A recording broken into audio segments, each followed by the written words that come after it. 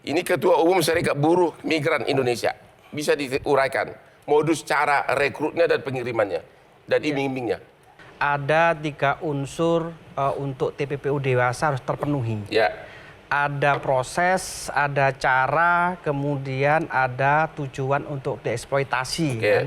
Cara untuk membuat teman-teman ini masuk pada praktek jeratan perdagangan orang, yang pertama adalah memberikan iming-iming sangat kuat.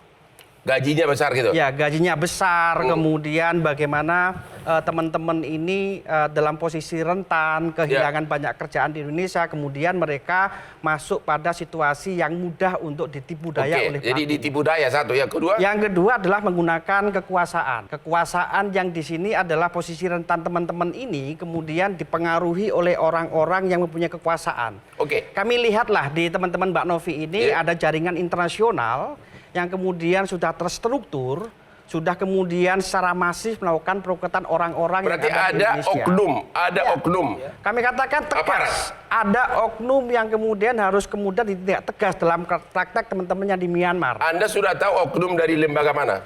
Kalau kami katakan ya, di dalam praktek Myanmar ini Mbak Novi juga nanti bisa terus terang, ada kemudian yang bergerak, yang pada saat itu pemerintah Indonesia mengatakan kita nggak bisa masuk ke dalam camp mereka.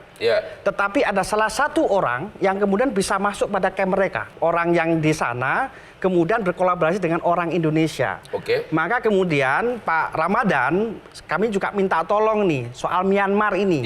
Kami meminta kemudian ada oknum-oknum kekuasaan yang kemudian harus tidak tegas. Boleh disebutkan dari oknum lembaga mana? Apakah benar tadi kata Pak Beni dari kepolisian atau dari imigrasi atau dari TNI? Kami katakan dengan tegas ya, pola-pola perekrutan teman-teman ini adalah ada yang berangkat lewat Jakarta. Ada yang berangkat lewat Surabaya, ada yang berangkat lewat embarkasi yang lain.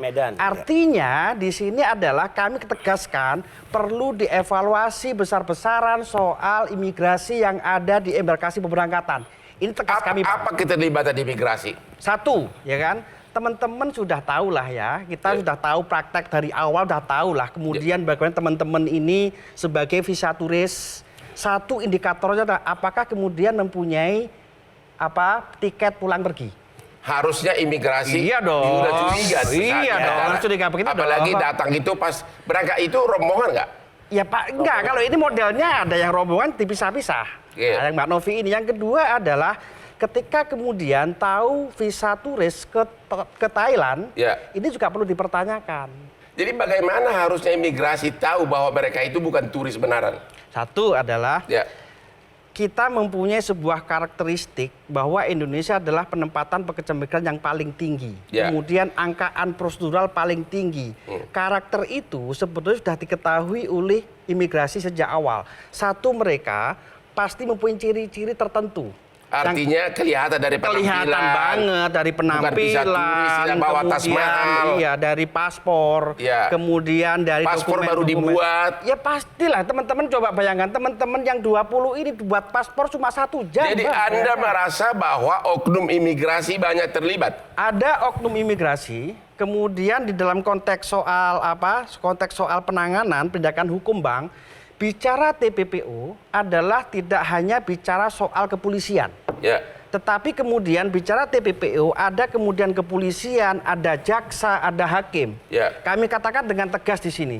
Ada kepolisian yang bermain-main dengan TPPU.